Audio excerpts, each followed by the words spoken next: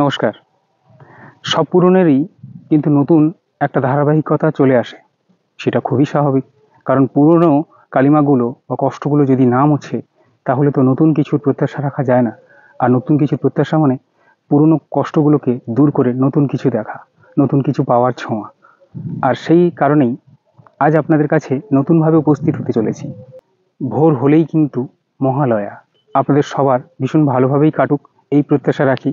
তবে পুরনো ইতিহাস কিছু খানিকটা সময় তুলে ধরাও দরকার, কারণ পুরনো সবসময় খারাপ হয় না, কিছু ভালো কিছুও হয়তো পুরনোতে জড়িয়ে থাকে। তাহলে ফিরে দেখা 2023কে একবার দেখি চলুন আমার কেমন কেটেছিল।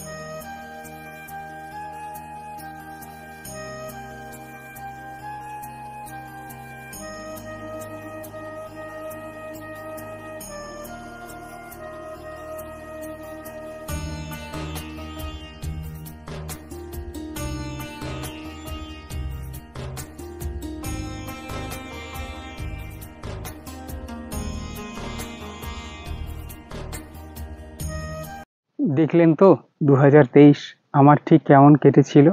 আপনাদেরও ঠিক মনে পড়ছে পুরনো বছরগুলোতে আপনারাও কেমন কাটিয়েছেন। অন্ধকার মুছুক, নতুন ভোরের আলো দিয়ে শুরু হোক নতুন এক সকাল। আর সবার কণ্ঠে একই ধ্বনি বেজে উঠুক, বাজলো তোমার আলোর বেণু।